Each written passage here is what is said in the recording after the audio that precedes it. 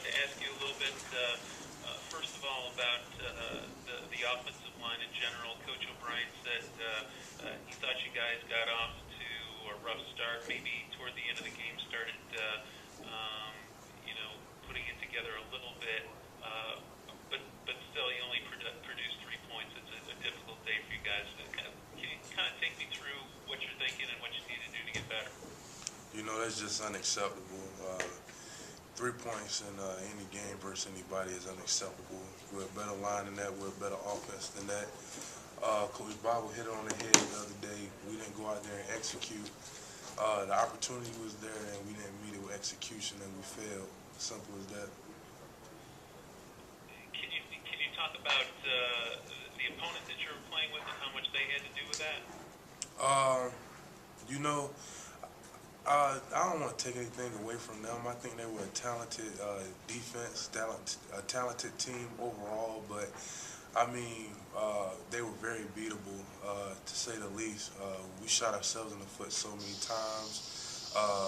You just can't do those type of things when you're playing a team of that caliber.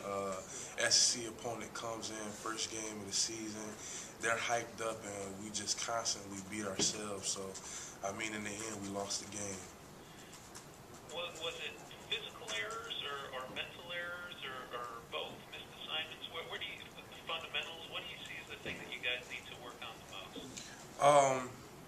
I think as an offense, we just need to really fine-tune our techniques, blocking assignments. You can't be out there guessing, especially when you're playing a defense who has guys the size of offensive linemen and run like gazelles. You can't do that. When it comes to catching the ball, just the proper mechanics and technique a receiver has to go through in securing the ball and catching it. All those things play a major part in having a successful offense, and we didn't do those things, and that's why we lost. One more, you line up by RJ. Could you tell me a little bit about what impressions he's made on you as a young player?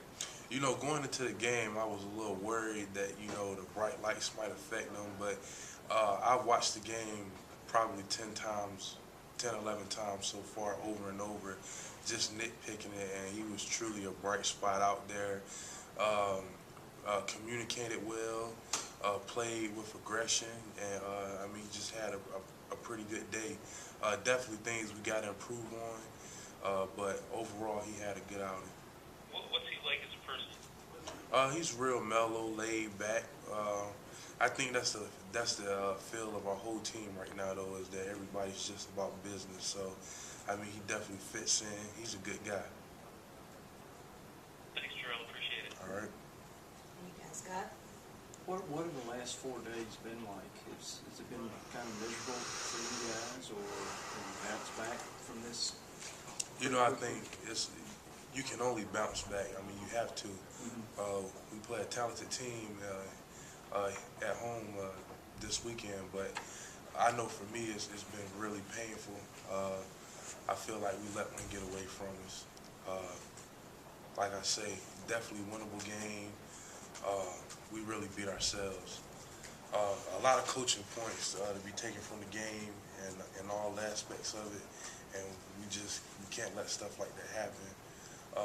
But it's business as usual around here. When you win, you try not to get too high. You want to keep that focus, and when you lose, you can't get too low. You gotta keep your eyes on the prize. Jeraill, offensive line protection obviously is important to any team, but how much more important is it to your team when Russell's arguably the most dynamic player on the field for your team? I just think when you got a player like Russell Wilson and he gets sacked 6 times, whether it was offensive line was blocking and running back missing assignment or whatever the case may be, the man was sacked 6 times, and that's unacceptable. That would be corrected. One thing that you guys had to deal with a lot the other night, a lot of third and long situations, which makes it a little more difficult, makes your job more difficult, obvious passage. How important is it to be a little more on schedule this week and week 2? I think that's just something that Coach Bible always talks about in our meetings on the practice field. You got to stay on schedule to be a productive offense. You shoot yourself in the foot by getting a penalty or a mistake happens. You know, you set yourself back, and then you could allow the defense to pin their ears back and just unload on you. So staying on schedule is a major part of being a successful offense. But I mean, at the end of the day, no matter what happens, you just got to be able to react to it and bounce back, and we weren't able to do that on Thursday. Another thing that happened in the game the other night, a big play was called back, and eliminated a man downfield, which can happen to anybody. But as an offensive lineman and more of a veteran offensive lineman, do you have to be more cognizant of Russell's ability to extend plays, thereby kind of staying home a little bit longer? Yeah, I mean, it happens. That was Andrew Wallace. He's a freshman lineman, a great guy. He got in that series. That was the first series he played. I liked the way he was getting after people. He was going up against SEC opponent. The guy he was going against was a seasoned vet at a position, and I just loved the way he was getting after him. He actually was finishing a block, and the guy ended up shedding him, and he was just caught in traffic. So, I mean, it was a tough call, but you just got to live with it and bounce back. Definitely could have still made good use of the play after that, but it is what it is. How do you talk to him, or do you say anything to him just to make sure, you know, he had, I think, back-to-back penalties there. Mm-hmm. You know, could be a blow to a guy in his Yeah. first game in a situation like that. Did you pull him aside, or did you talk to him? Just told him, let it go. I mean, I didn't have the best out in Thursday neither, but I mean, like I told him, you just learn. Something goes wrong, you just got to bounce back. It's going to keep on happening, and I think he understood that, and he's going to correct it in the future. Jeraill, you're a captain. I know you're not into excuses, but Jake's the injury there early in the game, how much did that kind of hinder what you were trying to do on offense? Jake's a talented player. Most important position on the field, protecting quarterback's blind side. Definitely was a major blow to the offense.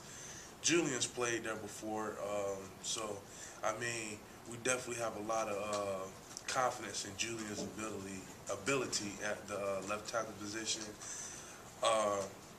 Guys got to be ready to step up. Simple as that. I mean, whether it be Julian moving out there or the guy filling in at the left guard spot where Julian left off, or whatever the case may be, you got to be ready for your number to be called, and you got to be ready to step up and carry out your duties. I mean, that's what you're here for.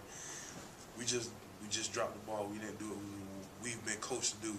I think we had a great coaching plan for going into this game that we could have been real successful in, but it's simple. If 10 guys are doing it right and one guy does it wrong, I mean, the play's going to fail. And we had too many times where one guy was doing it wrong, and that's why the outcome was what it was. So when Jake goes out, Julian moves over to left tackle, Andrew Wallace goes to left guard, right? He went up to left guard for a series, and Andy Barbie came over to left guard. It had already, coaches had already decided that Andrew was going to go in that series beforehand. Okay. So, So Barbie played mostly at left guard yes, sir. the rest of the game?